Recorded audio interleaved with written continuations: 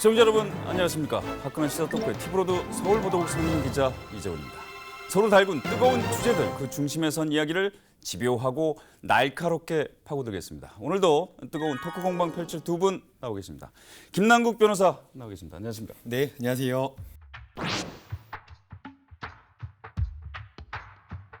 그리고 이준석 바른미래당 최고위원도 나오셨습니다. 안녕하십니까. 네, 안녕하십니까.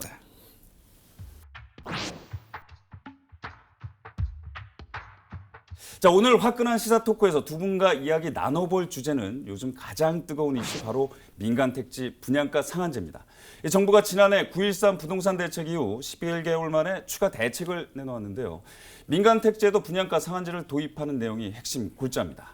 자, 2014년 이후 유명무실해졌다가 시행령을 고치면서 5년 만에 부활시켰습니다.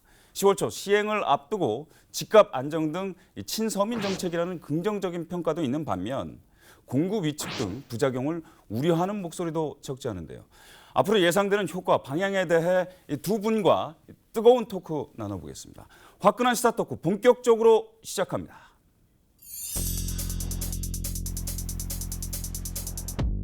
각종 규제로 한동안 주춤하다 최근 다시 상승세로 전환된 서울 집값. 정부는 추가 대책으로 민간 택지에도 분양가 상한제를 확대키로 했습니다. 분양가격을 적정 수준으로 유지시켜서 실수요자의 내 집 마련을 원활히 하고 주택시장의 안정을 보다 확고히 하기 위해서 분양가 상한제 지정 요건과 적용 시점을 한기적으로 개정하기로 하였습니다. 정부가 지정한 투기 과열 지구에는 서울 모든 지역이 포함되는 상황. 정부가 강력한 대책으로 내놓은 민간 택지 분양가 상한제 시행을 앞두고 사회적으로 의견이 분분한데요. 분양가 상한제 적용으로 아파트 공급량이 줄어 가격 상승 우려가 있다는 의견과 아파트 가격이 안정될 것이라는 의견이 치열하게 대치하고 있습니다. 이런 가운데 서울 아파트 청약 경쟁률은 2년 만에 최고치를 기록했는데요. 정부의 재개발 재건축으로 돈 벌지 말라는 연이은 고강도 부동산 규제. 과연 성공할까? 오늘 화끈한 시사 토크에서 차갑게 분석합니다. 지난 8월 12일 국토교통부에서는 민간 택지에도 분양가 상한제를 적용하겠다고 발표했습니다. 여기서 잠깐 이 분양가 상한제 개념을 짚고 넘어가면요. 이 분양가 상한제는 주택을 분양할 때 택지비와 건축비에 건설업체와 조합의 적정 이윤을 보탠 분양가격을 산정해 그 가격 이하로 분양하도록 정한 제도를 말합니다. 합리적인 가격으로 분양해서 집값 안정화를 이루겠다는 말인데요. 한마디로 투기를 막겠다는 겁니다. 문재인 정부는 부동산 첫 대책으로 6.19 대책을 발표하고 이후 종합 규제 세트라고 평가받고 있는 8.2 대책을 발표했습니다. 또한 9.13 부동산 대책을 강력한 규제 등을 계속해서 연이어서 발표를 했는데요. 이후 서울 집값은 실제 떨어지긴 했지만 하지만 또다시 서울 집값이 다시 꿈틀거리고 있습니다. 실제 8월 넷째 주 기준 서울 아파트 값은 9주째 연속으로 상승세를 이어가고 있습니다. 특히 강남 재건축보다는 입주 5년 이하 신축 아파트 값이 강세를 보이고 있는데요. 아파트 값 어떻게 해요? 더 오를 일만 남은 걸까요? 저는 이제 아까 얘기했던 수요 공급 측면에서 봐야 되는데요. 그러니까 젊은 세대가 생각하는 주거 환경이라는 것이 그들의 아버지 세대, 어머니 세대가 가졌던 주거 환경에 대한 인식과 좀 달라지는 양상을 보이고 있습니다. 지금 같은 경우에는 접근성을 좀 더 따지게 되고요. 과거에 이제 보면은 그래도 내 집 마련을 해야지 해가지고 상계동이나 이런 곳에 가서 조금 넓은 평수로 집을 구하려고 하던 것이 예전에 상계동, 목동 주거단지가 개발된 계기였다고 한다면은 지금 같은 경우에는 다시 도심지로 이제 그 집중되는 현상을 보이고 있거든요. 그러다 보니까 수요가 이제 과도하게 몰리는 상황이고 그 상황 속에서 공급을 줄여버리게 되면요. 결국에는 가격 폭등할 수밖에 없는 그런 구조적인 문제를 가지고 있습니다. 왜 지금 신축 아파트 위주로 수요가 형성되냐면요. 사실 주거 환경에 있어가지고 중요하게 따진 지점들이 신축 아파트만 가진 지점들이 있거든요. 그렇죠. 상계동 같은 경우 보면은 제가 살고 있어서 그런지 모르겠지만 주거 예를 들어 인구 대비 아파트 뭐 채수나 이런 거는 굉장히 높습니다. 그런데 반대로 그럼 전체 아파트 대비 지하 주차장에 있는 아파트의 비율은 아마 상계동만 놓고 보면 10%가 안 될 겁니다. 그러니까 이런 괴리 속에서 젊은 세대 같은 경우에는 그 10%의 수요가 몰리는 겁니다. 지하 주차장이 있고 뭐 초고속 인터넷이 잘 되고 뭐 사실 이런 가치들이 상당히 젊은 세대한테 중요한 것들인데 그걸 배제하고 무조건 어쨌든 신규 주택의 건축을 이제 제한한다는 것은 결국에는 공급의 불균형을 아주 크게 초래하는 것이기 때문에 이거는 수요 공급 측면을 풀어야 된다. 저는 이렇게 봅니다. 이것도 가짜 뉴스입니다. 이게 노원구 상계동만 놓고 봐서도 안 되고요. 지금 문재인 정부가 주택 공급을 줄인다라는 이야기도 가짜 뉴스입니다. 지금 재개발 규제와 관련되어서 이 승인 조건을 까다롭게만 했을 뿐이지 재개발 자체를 막은 바 없고요. 그리고 재개발을 막은 이유는 공급을 줄이는 정책을 쓰겠다라고 한 것이 아니고 이 재개발 주택 개발하면서 이 재개발로 인한 그 분양이 해당 그 지역의 동네의 아파트 가격에 영향을 주기 때문에 투기 굉장히 급등하는 그 상황 속에서 이러한 어떤 재개발 사업을 그냥 무분별하게 풀어놓을 수는 없다라고 해서 규제와 관련된 조건을 강화시킨 것이고요. 이런 어떤 아파트 공급을 줄이겠다라는 차원에서 접근한 것이 아닙니다. 이번에 지금 민간주택에 대해서 분양가 상한제를 실시하겠다라고 하면서 이 정부에서도 가장 크게 걱정을 하는 것이 혹시나 이 분양가 상한제로 인해서 공급이 조금 왜곡되지 않을까. 단기에는 큰 영향이 없겠지만 장기적으로 봤을 때에는 분양가 상한제로 인한 공급 축소 우려가 있기 때문에 그런 어떤 우려를 해소하기 위해서 이 주택 공급을 안정적으로 늘리겠다라고 이야기를 하고 있기 때문에 주택 공급을 줄이겠다. 그런 어떤 이야기는 아니 지금 잘못된 정책, 이게 잘못된 우리가 가짜 요거 잘 뉴스. 짚어야 되는 게 지금 김남욱 변호사도 알다시피 서울 내에서 재건축 재개발을 하지 않고 신규 주택을 공급할 수 있는 방법이 있습니까? 지금 뭐 서울에 군부대 땅이 있어가지고 갑자기 풀리고 이런 땅이 있습니까? 예를 들어 용산 기지도 푼 다음에 주거용으로 일부 전환하겠다고 했을 때 정치권이 반대를 하잖아요. 그런 것처럼 서울에 있는 어쨌든 추가 주택 공급이라는 것은 거의 9할 이상이 재건축 재개발을 의미합니다. 그런데 그 상황에서 아까 말했듯이 재건축에서 내구 연한 자체를 이제 좀 강화하고 내구 연한 심사를 강화하고 이런 것들이 결국에 공급을 줄이겠다는 이야기가 될 수밖에 없는 것이에요. 그러니까 그게 재건축만 그런 것이 아니라 뭐 신규 주택은 거의 9할 이상이 이제 재건축이니까 신규 주택 공급 자체를 거의 막아버렸다 이렇게 보면 될 것 같습니다. 그 규제에 따른 이제 공급 문제는 좀 이따 다시 다룰 거거든요. 그러니까 그거는 좀 이따 다시 다루도록 하고 일단은 그거를 정리를 좀 하고 가시죠. 바닥론에 대해서 지금 계속해서 얘기 나오고 있잖아요. 그러면 계속해서 이제 오를 일만 남았다고 생각하세요? 어떻게 생각하세요? 바닥론에 대해서? 예, 그 모든 재화가 그렇습니다. 뭐 부동산뿐만 아니라 주식 모든 이 시장에 나와 있는 여러 가지 재산적 가치가 있는 경제적 가치가 있는 재화가 계속해서 급등하는 법은 없습니다.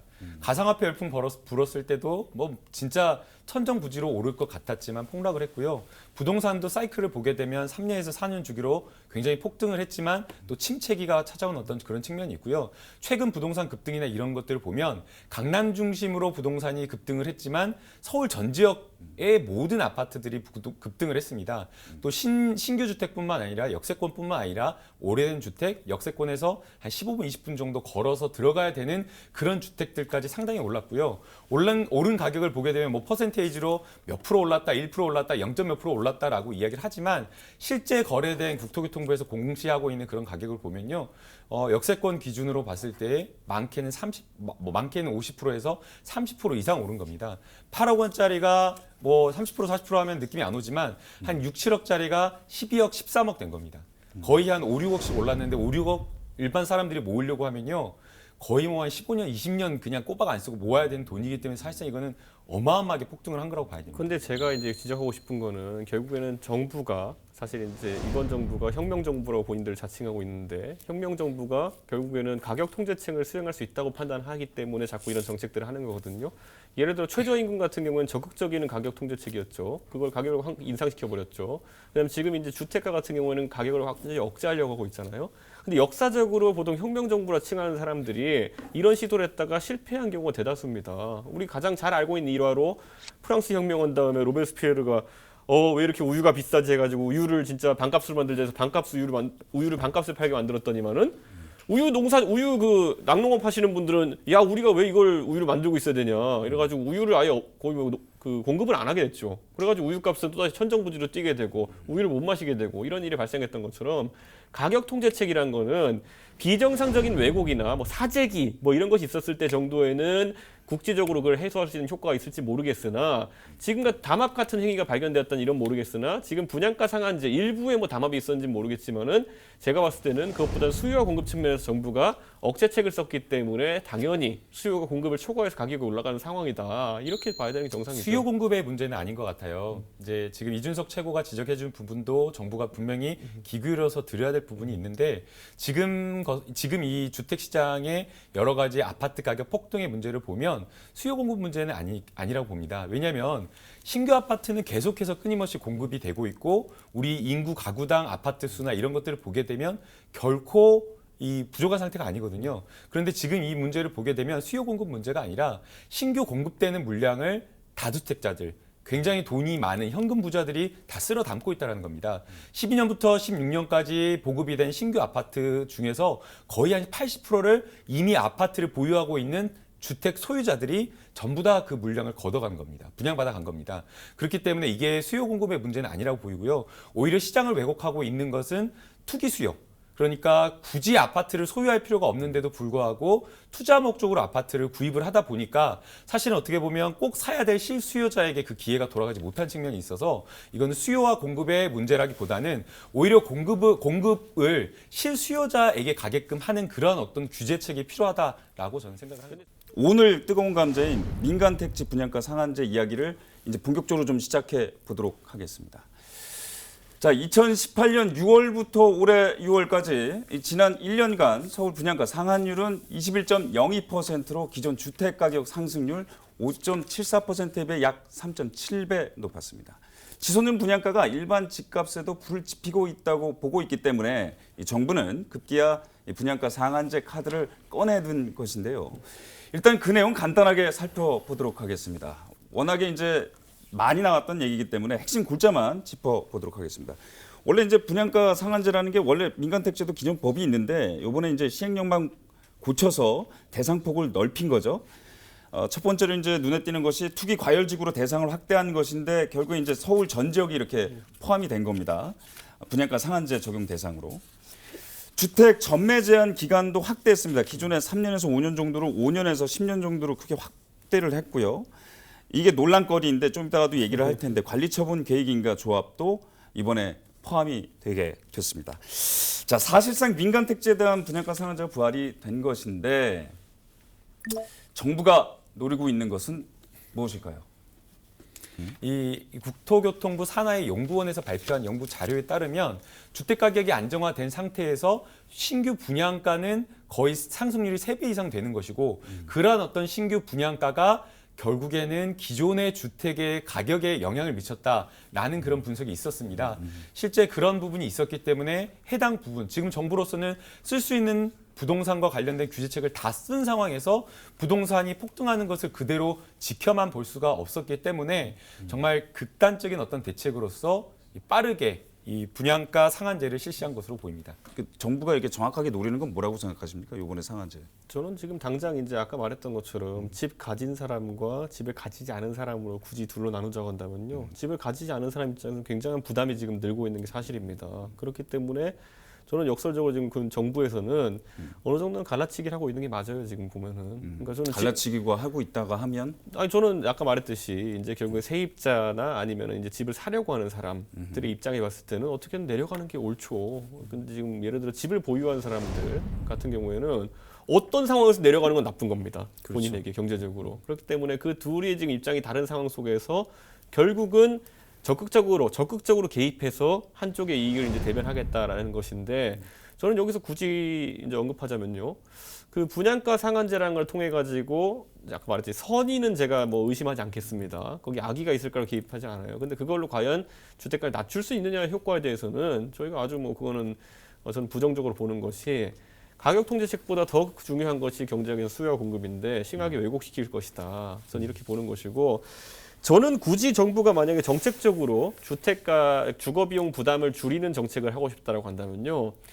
꼭 이렇게 분양가나 이런 걸 가지고 태클할 것이 아니라 아예 주택이나 주거에 대한 개념 자체를 바꿔버리는 것을 시도해보는 건 나쁘지 않겠다. 저는 이런 생각하는 게 구체적으로 어떻게 해요? 저도 이 문제를 많이 고민합니다. 그래서 예를 들어 뭐 공공주택을 공급함에 있어가지고 다른 나라들 중에서 특히 우리보다 지리적 환경이 더 좁고 뭐 예를 들어 더 많은 주택을 공급해야 했던 나라들, 예를 들어 싱가포르 같은 경우는 어떻게 했나 봤더니만은 공공주택 이제 HDB라고 이제 하우징 앤 디벨롭먼트 보드라는 곳에서 우리로 따지면 주택공사죠. 여기서 공급하면서 주택을 공급하는데 주방을 거의 빼버립니다. 그러니까 예를 들어 주방을 빼버리면은 한 채당 이제 보통 한 4평 정도, 3평 정도 공간이 추가로 생기게 되는데 그만큼 분양가를 낮출 수 있는 개연성이 생겨요. 그러니까 저는 그런 어떤 주거 방식의 전환이라 대신 이제 싱가포르에 있는 좀 문화가 자체가 약간 좀 밖에 나가서 사 먹는 저는 문화고. 그런데 그렇기 때문에 그게 오히려 공공주택에서 조금씩 시도해볼 수 있는 문화의 전환이고 그게 이제 정부가 개입할 수 있는 영역이라고 생각하는 것이고요. 민간에서는 사람들이 그런 형태의 주택을 선호하기 때문에 지금 이렇게 이런 분양이 되는 건데 이런 형태라는 것은 무엇이냐면 저도 최근에 이제 조합원으로서 아파트 이제 조합원 모임에 가보고 이러면요. 생각보다 젊은 세대들이 돈이 많아서가 아니라요. 아파트를 구매하는데 내가 진짜 앞으로 투기 목적이 아니라 실거주 목적이기 때문에 관심 많아졌어요. 굉장히 그 안에 들어가는 옵션 같은 거 신경 많이 쓰고요. 이 아파트에 들어있는 내장재나 이런 거 신경 많이 쓰고 외관도 신경 많이 쓰고요. 하다못해 시스템 에어컨은 어디 제품이냐부터 시작해 냉장고를 넣어야 되는지 마는지 무슨 김치 냉장고도 기본으로 넣으면 안 되는지 이거 하다 보니까 분양가가 계속 올라가더라고요. 제가 보니까. 근데 이거는 공급화에 대한 수요가 있는 거예요. 그러니까 저는 주택 정책을 펼침에 있어가지고 우리가 대학도 국공립과 사립 이렇게 나누는 것처럼 민간 부분에 있어가지고는 자율성을 강화하는 것이 옳고 공공주택에 있어가지고는 정부가 정책적 목표를 바탕으로 이제 해보면 된다. 아까 말했듯이 공공주택에서 만약에 주방을 없앤다, 3평, 4평 줄잖아요. 분양가 기준으로 집 한 채당 4, 5천씩 까인다는 얘기입니다. 이 최고의 그 견해에 대해서는 어떻게? 별로 공감도 안 되고 동의도 없을 것 같습니다. 공공에서 공급을 하는 임대주택도 질과 아파트 질과 품질이 높아야 됩니다. 공공임대주택에 들어가는 사람이라고 해서 그런 게 필요 없다라거나 아니면은 민간 주택보다 옵션 빠져도 된다. 전혀 공공임대 그렇게 분양가 않고요. 상한제라는 것 자체가 그러면 그게 공공임대 사실 김치 그거랑- 냉장고를 넣어야 돼요? 아니요, 김치 냉장고가 옵션으로 들어가고 그렇진 않고요.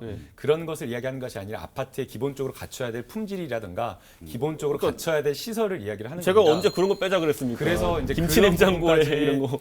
이제 뭐 그렇게 하기엔 좀 어렵다라고 보이고요. 네. 그래서 지금 분양가 상한제와 관련되어서 다시 이제 그 이야기로 돌아가게 되면 이 분양가 상한제가 품질을 막 억지로 낮춰가지고 끌어내리는 것이 아닙니다. 이 분양가 상한제에 책정하는 그 적정한 아파트 공급 가액을 평가를 할 때에 여러 가지 변수들이 있을 수가 있습니다. 아마 아파트 건축할 때에 어떤 지방이냐에 따라서 또 공사비가 또 달라질 것이고 또 여러 가지 건축 방법에 따라서 또 달라질 것이기 때문에 그러한 분양가 심의를 평가하는 심의위원회를 둬가지고 전문가들이 적정하게 분양가를 책정할 수 있도록 하는 겁니다. 그래서 지금 아파트 가격 굉장히 고분양하고 있는데 그러한 것들을 조금 끌어내리겠다라고 하는 것이고요. 그 과정에서 건설사는 좀 반대를 할 수는 있겠죠. 왜냐하면 본인들이 가져가야 될 수익 그런 부분을 진짜 가져가지 못하고 오히려 수분양자들이 받아가는 측면이 있고 또 조합원들도 역시나 마찬가지로 조합원들이 조합 개발을 할 때 아파트 개발을 할 때 조합원 부담 비중을 낮추기 위해서 일반 분양을 높게 해가지고 사실 분양비를 낮추는 측면이 있거든요. 조합원비를.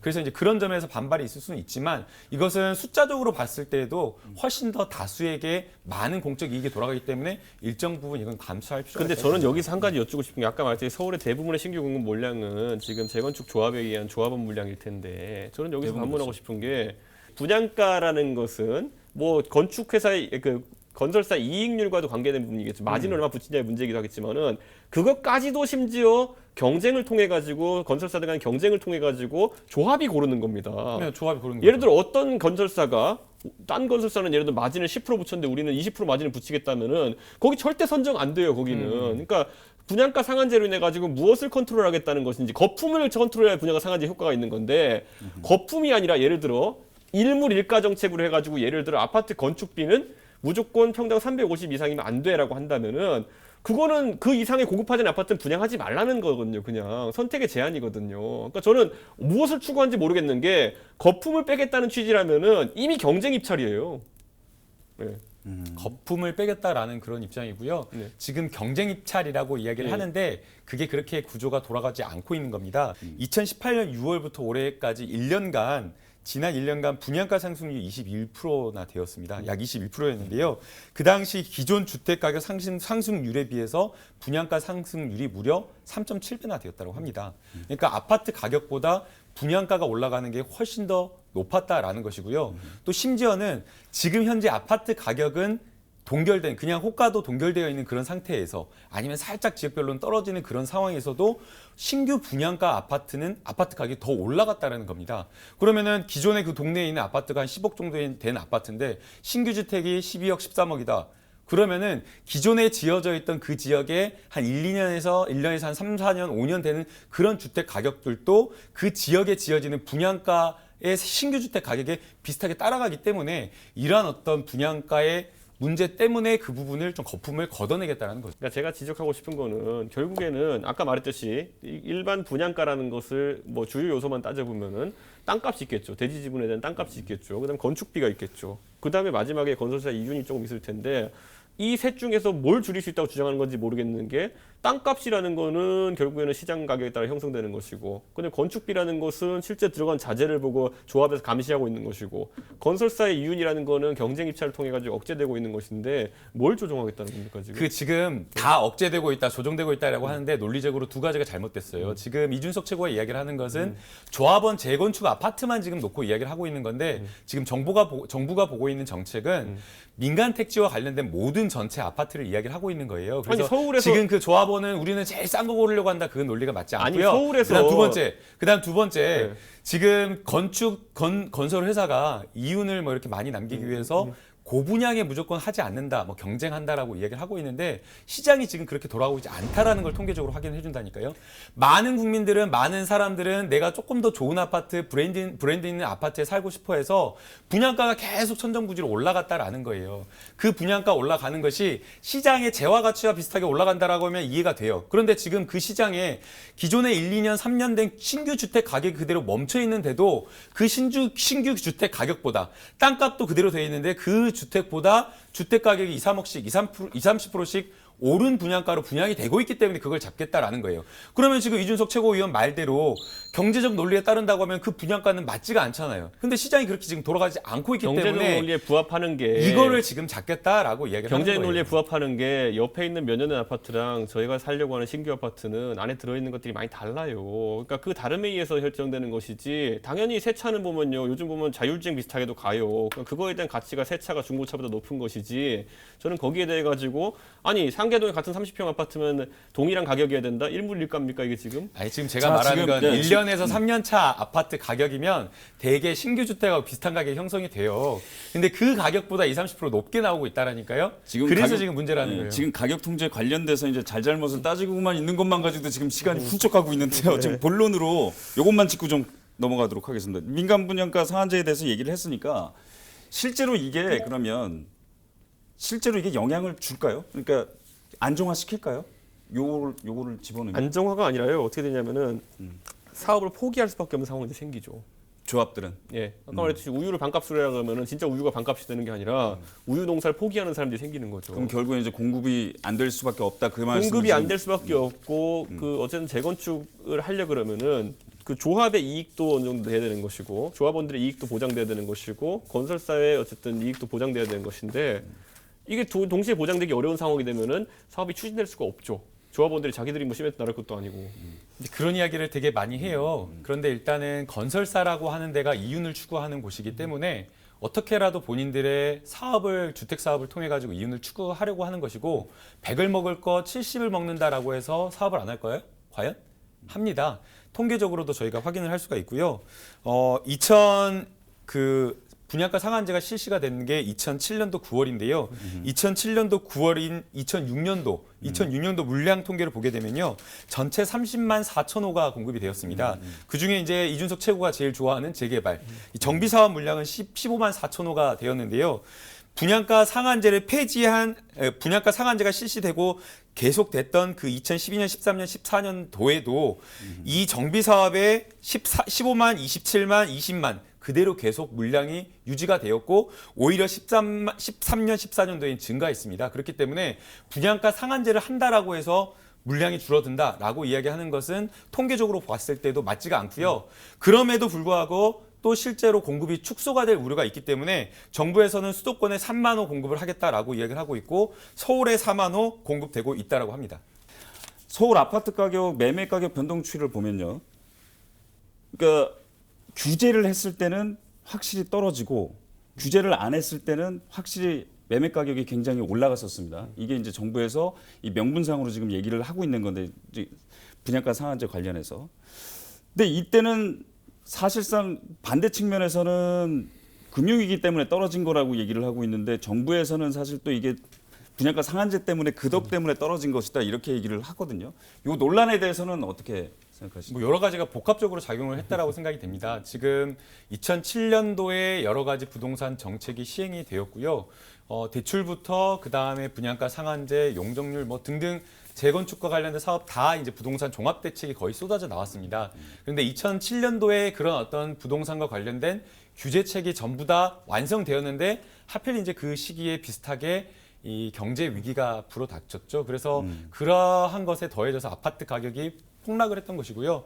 또 동시에 이제 박근혜 정부에서는 여러 가지 경제가 침체되어 있다 보니까 경기를 살리는데 건설만큼 기여도가 큰 것이 없기 때문에 건설 경기로 부양을 하겠다라고 해가지고 이 최경환 당시 장관이었죠. 빚내서 집 사세요라고 이야기를 할 정도로 정부에서 주택과 관련된 부분, 모든 건설과 관련된 규제를 전부 다 풀었습니다.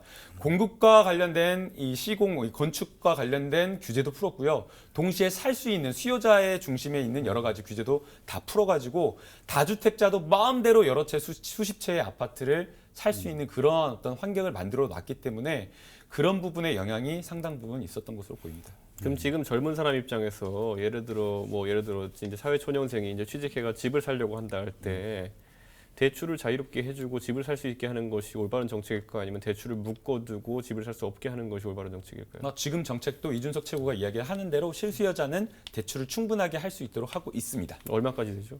그거는 본인 소득하고 재산 규모에 따라서 다 다릅니다. 그러니까요. 그 비율을 조정해 놨기 때문에 지금 제가 봤을 때는 결국 빚내서 집 산다는 건 아까 말해주신 박근혜 정부의 그 특질이라고 말씀하신 건데 결국은 지금 빚내도 지금 못 사는 상황이잖아요. 지금 보는. 아니요. 지금 그때하고는 다르죠. 그때하고 같은 것처럼 이야기하면 이것도 실제 이렇게 할게요. 그 당시에는 본인이 감당 못할 금액까지 대출을 받아갖고 살 수 있게 했던 것이었고요. 지금은 가계부채가 엄청나게 폭등을 하는 그런 상황이잖아요. 이 가계부채가 우리 경제의 뇌관이 될 수 있다라고 하면서 조심해야 한다고 하면서 가계부채 관리를 하고 있는 그런 상황이기 때문에 본인 소득, 자산 이런 것들을 종합적으로 평가를 하고 단순하게 아파트 담보대출만을 평가해가지고 빚을 평가하는 것이 아니라 여러 가지 할부라든가 마이너스 대출, 본인 소득 이런 것을 모두 다 평가해서 실제 상황 가능한 능력에 따라서 대출을 하겠다라는 거죠. 네. 그러니까 제가 말하는 건 뭐냐면 그 거품이라고 표현했던 상당수라는 것이 레버리지를 높여가 집을 사게 할 수 있는 정책을 펼치기 위해서 그랬던 것이고요. 지금 그러니까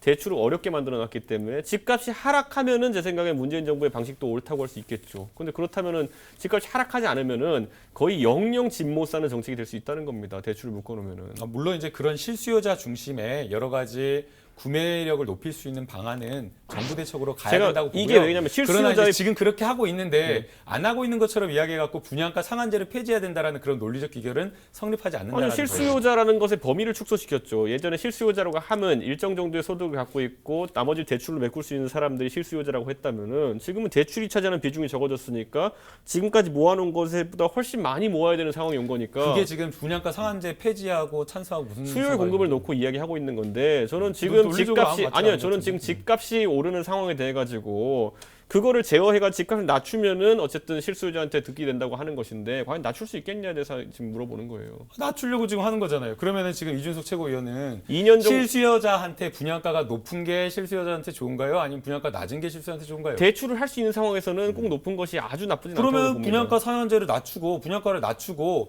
대출을 할 수 있는 정책을 하면 되죠. 그 두 가지가 동시에 성립한다고요? 당연하지 왜 안 돼요? 그럼 다시 집값 폭등합니다. 대출을 풀어주면. 논리적이지가 않아요. 지금 아니죠. 이야기하는 대출 게. 풀어주기. 민간 택지 분양가 상한제 발표로 이른바 로또 아파트에 대한 논란이 불거지고 있는데요. 자, 기대감이 굉장히 커지면서 이 청약 통장 가입자 수가 급증을 했습니다. 7월 31일 기준 전체 청약 통장 가입자 2,506만 명으로 집계됐는데요. 전체 인구의 절반에 가까운 숫자인데 우리나라 국민 2명 가운데 1명꼴로 청약 통장이 있다고 보시면 될 것 같습니다. 분양가 상한제가 시행되면 새로 분양하는 아파트는 주변 시세의 20에서 30%가량 낮아질 것으로 전망되고 있기 때문에 당첨만 되면 수억 원의 시세 차익을 기대할 수 있다는 이 로또 복권과 같다. 이렇게 생각하시는 분들이 많은 것 같은데 자, 지금 어차피 얘기를 나눠보고 계셨으니까 이 부분에 대해서는 어떻게 생각하시나요? 네, 실제 분양가 차액이 많이 발생하면 발생할수록 그 기존의 신규 주택 그 동네에 있는 아파트 가격과 상당히 차이가 날 것으로 보입니다. 그래서 로또 아파트가 되는 거 아니냐, 뭐 로또다라고 하면서 많은 사람들이 이제 이 분양에 뭐 되든 안 되든 한번 넣어봐야겠다라고 하고 있는데요. 그렇기 때문에 이런 부분에 대한 것을 좀 차단할 필요는 있다고 보입니다. 그래서 실수요자가 실제 청약을 할 수 있도록 전매 제한 기간을 지금 현재 한 3년에서 4년을 10년까지 최대 10년까지 지금 늘리겠다라고 이야기를 하고 있고요. 또 그 다음에 그냥 단순하게 보유 기간만 이렇게 놔둬버린다라고 하면 그냥 갭 투자 형식으로 전세만 계속 놔둔 상태로 버티는 그런 사람들도 있기 때문에 지금 이제 정부에서 내놓은 대책을 보게 되면 실거주도 해야 된다. 실거주도 5년 이상은 하도록 지금 의무화하고 있기 때문에 로또와 관련된 로또 분양이다라는 부분은 어쩔 수 없이 현실적으로 발생하는 문제이지만 그럼에도 불구하고 그런 어떤 부작용을 공적으로 좀 돌리기 위한 제도적 장치를 마련하고 있다. 그렇게 말씀드렸습니다. 거주 의무 기간은 아직 이제 확정이 된 건 아니고 지금 뭐 하겠다라고 지금 추진하고 있는 거고요. 전매 제한 지금 기간 확대 말씀을 하셨는데 네. 과연 그게 실효성이 있을까요? 어떨까요? 저는 뭐 그거 크게 의미 없다. 그리고 로또 아파트에 대해 가지고 전매 제한과 주거 제한을 건다는 거는 그리고 주거 이전의 자유를 제한하는 거죠. 보면은 내가 내 생애 첫 주택을 사기 위해서 분양을 받았는데 로또 아파트라는 이유만으로 내가 이동할 수도 없는 상황이 되고 이동하려면 상당한 재산적 손실을 감내해야 되고 이거 자체가 제가 봤을 때는 뭐 이게 어떻게 자유국가인가 할 정도의 제약인 것 같고요. 저는 굳이 따지자면은 이 로또 아파트 문제라는 것 기본적으로 정부가 기대하는 정책 효과는 로또 아파트 같이 이제 그 거래가가 차이가 나게 되면은 주변에 있는 아파트의 거래가가 떨어지길, 그러니까 로또 아파트 가격이 올라가는 것이 아니라 그 아파트의 가격이 떨어지길 기대할 텐데 그렇게 된다는 보장이 어디 있습니까? 왜냐하면 예를 들어 로또 아파트라는 것이 예를 들어 지금까지 한 10만 가구가 있는 예를 들어 자치구에 갑자기 로또 아파트가 한 200채 떨어졌어요. 200채가 가격을 결정하지 않습니다. 10만 채가 가격을 결정하죠. 그 상황 속에서 희석되는 것이죠. 그러니까 저는 예를 들어 200채가 신규 분양된 물량이 10만 채의 가격 하락을 이끌 수 있다? 전혀 그렇게 되지 않고요. 그냥 얻어 걸리는 겁니다. 그 사람들은 200채 싸게 살 수 있는 기회를. 그래서 집값 안정에 영향을 못 줄 가능성이 너무 높죠. 자, 일부 언론에서도 지적이 있긴 한데 이 로또라는 것이 사실 기본적으로 서민들이 사는 거잖아요. 근데 로또 아파트의 경우에는 이게 뭐 지금 대출 규제라든가 LTV, DTI 뭐 이런 규제들이 많아서 현금 보유량이 어느 정도 있어야 그래야지 이제 청약 받고 집을 살 수 있다. 그래서 오히려 돈 없는 사람들이 오히려 더 집을 청약받지 못하는 거 아니냐. 뭐 이런 얘기도 나오거든요. 그런 부분에 대해서는 어떻게 생각하세요? 네, 실제 그런 부분이 업계 정책이 촘촘하게 짜여져야 된다고 생각이 듭니다. 실제 실수요자들이 청약이 되었는데 당첨이 되었는데 돈이 없어가지고 이 청약을 포기해야 되는 그런 안타까운 상황이 있어서는 안 된다고 보이고요. 그러나 지금 이렇게 지적을 하는 부분, 뭐 실제 그런 것들이 하게 되면 분양가 상한제를 실시하게 되면 이게 무주택자한테 안 간다거나 아니면 돈 없는 서민들은 청약받을 수 없다라는 그런 논리적인 연관관계가 없습니다. 분양가 상한제하고 왜 지금 서민들 그거하고 무슨 상관입니까? 그 부분은 서민들 실수요자에게 충분한 대출할 수 있는 정책적 지원이 돼야 된다라는 문제인 것이지 그분들이 돈이 없어가지고 못 산다라는 문제하고 분양가 상한제에 찬반하고는 전혀 상관이 없는 문제인 겁니다. 그리고 통계적으로 봤을 때에도 지난 1년간 2018년 7월 1일부터 2019년 6월 30일까지 청약 당첨된 그런 통계를 보게 되면요. 무주택 기간이 평균 10년에서 12년 그리고 부양가족이 2명에서 3명 청약 주축에 가입한 실수요자들이 된 걸로 나와 있고요. 또 특히나 당첨자 중에 70%가 무주택 기간이 10년 이상이었다라고 하면 실수요자에게 가고 있다라는 겁니다. 아니 분양가 상한제라는 게 결국에 이제 아무리 분양가 상한제로 낮춘다고 하더라도 서울의 집값이라든가 그런 걸 판단을 해봤을 때는 사실 정말 현금 보유량이 어느 정도 있지 않은 상태에서는 거기는 그러니까 이 얘기보다 그러니까요. 그래서 더더욱 집값을 낮춰야 되는 아니요. 거고, 그래서 더더욱 분양가를 낮춰야 되는 거고요. 그래서 더더욱 정책적으로 지원을 해야 된다. 아까 그러니까 김남욱 변호사가 이야기했던 것 중에 이제 이건 거죠. 그러니까 보면은 그 집값을 그러니까 예를 들어 저소득층이 진짜 있다고 했을 때 그 사람 입장에서는 집을 사기 위한 최적의 조건은 분양가는 낮아지고 대출은 쉬운 거예요. 이 두 가지가 같이 들어가면은 당연히 집 사기 쉬워지죠. 근데 문제는 지금 정부의 정책은 두 가지가 뜨거운 물과 찬물이 섞여 있어요. 보면은 집값은 낮추겠다는 의지가 있고 대출은 어렵게 만들겠다는 의지가 있어요. 이 두 가지가 결합되게 되면은 집 사기 별로 좋아진 거 아닙니다. 근데 이 심지어 두 가지 의지 중에서도 집값이 그렇게 떨어지지는 않아요. 대출만 어려워졌죠. 죄송하지만 그것도 가짜 뉴스입니다. 왜 가짜 뉴스라고 대출을 줄인 건 맞지만 네. 실수요자의 대출까지 줄인 것 아니고요. 실수요자 대출이나 이런 부분은 충분하게 열어놓은 상황에서 LTV DTI 적용 안 받아요? 무리한 다 적용받죠. 그러나 그런데 왜 예외적으로 그런 사람들의 대출은 풀어놓은 상황이고요. 지금 정부에서 대출을 잡아놓은 것은 갭투자 또는 다주택자들이 또 신규 주택을 구입하기 아니, 위해서 지금 이게 대출을 늘리는 것을 막아놓은 그러니까 것이지 마치 실수요자의 대출을 막은 것처럼 김남- 이야기해서는 안 됩니다. 김남욱 변호사가 얘기하는 게 얼마나 정부 대출 지금 은행 얼마나 대출랑 바보고 이율배반적이냐면은 지금 가계부채 문제가 위험하다고 하는데 가계부채가 위험한 거는 자산이 적은 계층한테 굉장히 위험한 거예요. 그런데 그런 사람들은 실수요자면 오히려 LTV DTI라는 걸 풀어주겠다고 하는 것은 굉장히 모순적인 게 파산하라고 부추기는 거예요. 그렇게 하는 거는. 그러니까 저는 거기에 있어서 일관성을 가져야 될 게 뭐냐면 가계부채가 문제라고 생각하면은 강남에 30억 들고 있는 사람이 가계부채가 문제겠어요? 실수요자라고 하지만 아까 말했듯이 아주 가계부채가 문제가 아니라 네. 그런 강남의 자산가들이 이런 아파트 주거용 아파트들 신규 주택이 실수요자한테 가야 되는데 그것을 투기 목적으로 여러 채를 보유하는 그 다주택자들이 수요와 공급을 왜곡하기 때문에 그런 그래서 사람들한테 안 된다고 하는 LTV 거예요. DTI를 조정하는데 그러면은 아까 말했듯이 자산이 적은 계층은 더 대출하기 어려워진다는 거잖아요. 네. 그런데 그렇게 했을 때 집을 사기 더 어려워진다는 건 자명한 거 아닙니까? 보면은. 그래서 제가 아까 방금 말씀드렸잖아요. 실수요자들이 1가구가 1주택, 그것도 무주택자가 무주택 기간이 긴데 내 생애 첫 주택을 구입하겠다라고 하면 그런 부분에 대한 대출은 여전히 열어두고 있다라고요. 조금 풀어준 거지 그들에 비해 가지고는 더 억제고 있는 건 맞잖아요. 이 많이 하고 상한가 그 분양가 상한제 관련돼서 그래서 이게 발표가 되자마자 재건축 조합들은 지금 굉장히 분주합니다. 개선을 하기 위해서 어떤 이야기인지 넘어가서 이야기를 나눠보도록 하겠습니다. 자, 분양을 코앞에 둔 단지들이 민간 택지 분양가 상한제라는 폭탄을 맞고 이 계산기 두드리는데 여념이 없어 보입니다. 이 서둘러 주택도시보증공사 허그의 고분양가 심사를 받아 이 분양가를 책정하는 게 나은지 분양가 상한제를 적용받는 게 나은지 열심히 비교 중인데요. 대표적인 사례 좀 살펴보도록 하겠습니다. 자, 단군 이래 최대 규모의 재건축 단지라고 하죠. 둔촌 주공 아파트입니다. 지금 총 이제 12,032가구를 분양을 하는데 거기서 일반이 한 40% 정도 되고요. 처음에 조합에서 제시한 가격이 3,600만 원에서 800만 원 정도 됐었습니다. 근데 중간에 이제 허그에서 제시한 게 2,500에서 600만 원이어서 그럼 차라리 후분양으로 빼자.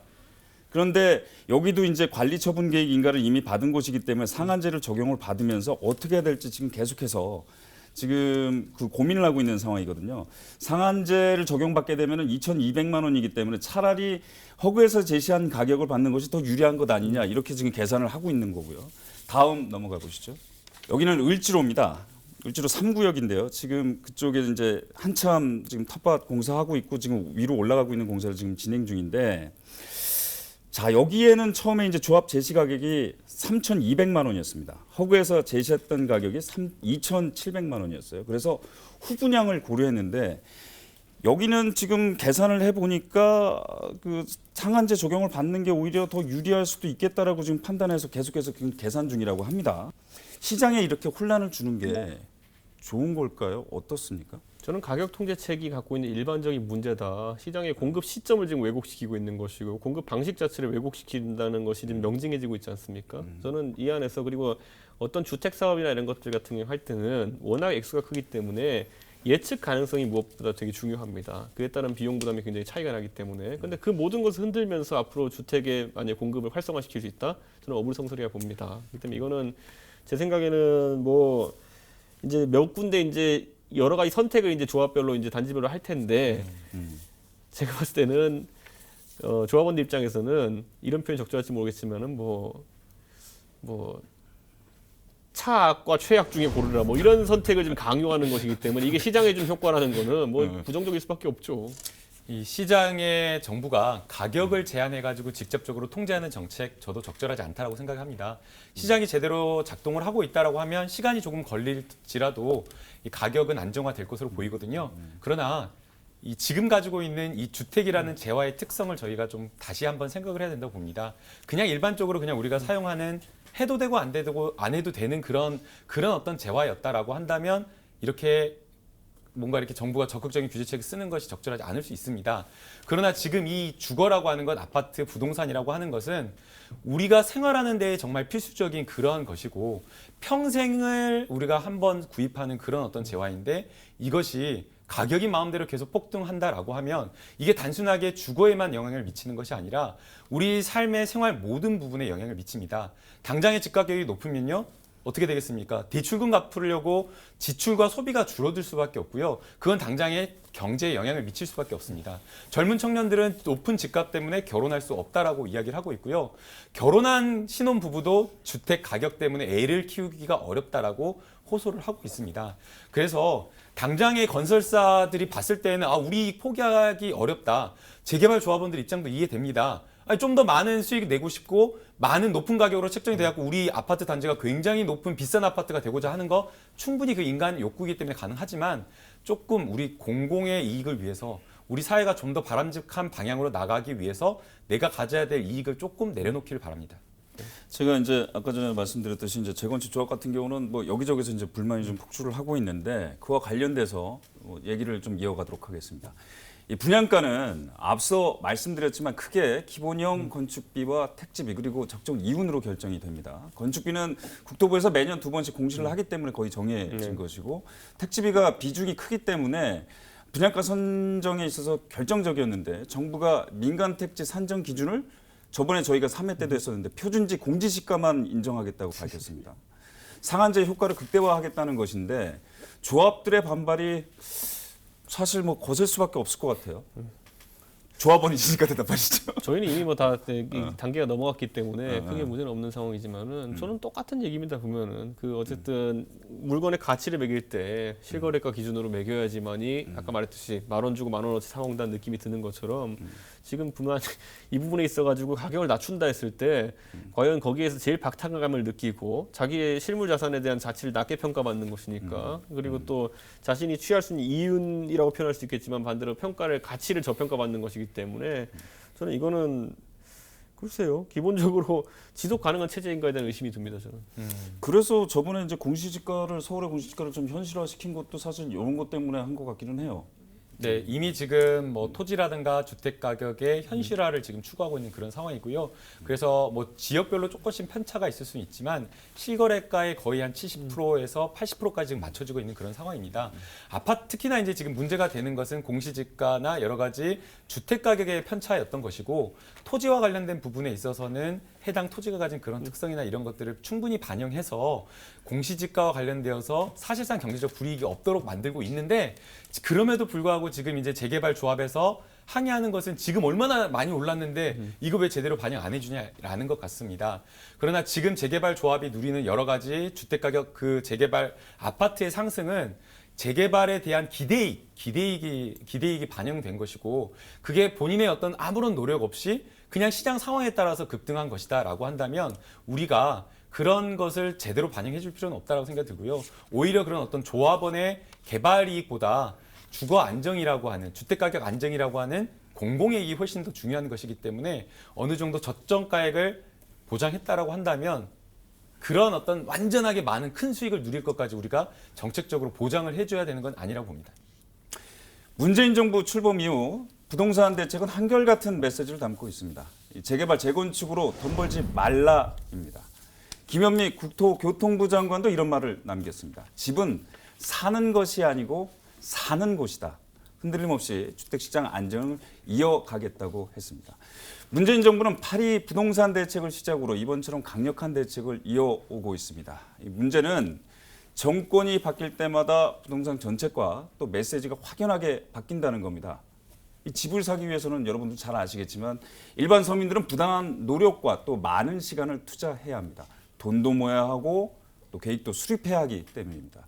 물론 필요한 부분도 있겠지만 부동산 정책의 급선회는 개인에게는 사실 큰 부담이 될 수밖에 없을 것 같아요. 이렇게 정책이 바뀐다든가 할 때마다 어떻게 생각하십니까? 오히려 지금 내 집 마련을 하려고 하는 개인들에게는 좋은 방향으로 정책이 가고 있는 거죠. 내 집 마련을 하려고 하는 사람들에게는 주택 가격이 천정부지로 계속해서 하루 아침에 막 수천만 원씩 뛰는 것은 볼 수가 없는 겁니다. 그렇기 때문에 지금 정부가 하려고 하는 정책은 주택 가격이 폭등하는 것을 잡겠다. 그리고 이 주택 가격을 이준석 최고 말대로 수억 수천만 원 떨어뜨리는 거 현실적으로 불가능하기 때문에 최소한 이 주택 가격을 장기적으로 봤을 때에는 천천히 하락시켜서 안정화시키겠다라는 그런 정책 목표가 있기 때문에 지금 정부의 여러 가지 부동산 규제 정책은 내 집 마련을 위한 사람들을 위한 것이라고 보는 것이고요. 그리고 이렇게 정부의 주택 정책이 바뀔 수밖에 없었던 이유는 박근혜 정부에서 모든 부동산과 관련된 주택 정책을 규제를 다 풀어놔버려 가지고 폭등하고 있는 상황이기 때문에 이것을 막기 위한 것이기 때문에 이것은 내 집 마련을 위해서 주거 안정을 위해서 반드시 필요하다고 봅니다. 오히려 시기를 놓쳤고 오히려 대책이 부족했다라고 저는 생각합니다. 저는 뭐 동의하시나요? 대한민국에 집 사는 사람 중에 대출 안 끼고 집 사는 사람 없을 겁니다. 근데 집을 사기 더 편하게 해준다는 취지였다면은 대출을 이렇게 오가매진 않았을 것이고 뭐 실수요자에 대해서 다소의 예외 사항을 둔다 하더라도 전체적으로 대출을 어렵게 만들어놨기 때문에 저는 그 주장 자체가 상당히 약하다 이렇게 생각하고 저는 이런 생각을 합니다. 그 가격 통제책을 계속 지적할 수밖에 없겠지만은. 가격 통제책을 통해 가지고 문재인 정부가 하는 선의는 저는 항상 의심하지 않겠습니다만은 예전에 나왔던 토지 공개념에 대한 부분이라든지 아니 전반적으로 시장 경제를 부정하는 방향으로 나가고 있는 것을 의심할 수가 없습니다. 그 상황 속에서 시장은 어쨌든 자산에 대한 투자라는 것을 굉장히 조심스럽게 개개인이 판단합니다. 근데 지금은 정책의 불확실성이 너무 커졌기 때문에 그 조심스러운 소비자들이 평소에 뭐 먹을 거 살 때 뭐 그냥 오늘 뭐 먹을지 결정하는데 오래 안 걸리겠지만은 주택은 고민을 굉장히 많이 하거든요. 고민이 길어지게 만들고 있다. 저는 그런 불확실성을 빨리 제거해야 된다. 이렇게 지금 뭐 문재인 정부의 정책 기조에 대해서 좀 평가를 좀 해주신 거라고 보여지는데 마지막으로 이제 마무리 좀 하도록 하겠습니다. 자, 오늘은 대한민국의 영원한 숙제, 부동산 문제 그 중에서도 10월 시행 예정인 분양가 상한제에 대해 이야기를 나눠봤습니다. 마지막으로 두 분께 화끈한 한마디 들어볼까요? 오늘은 톡 집어서 김현미 국토부 장관에게 어떨까요? 한 말씀 부탁드리겠습니다.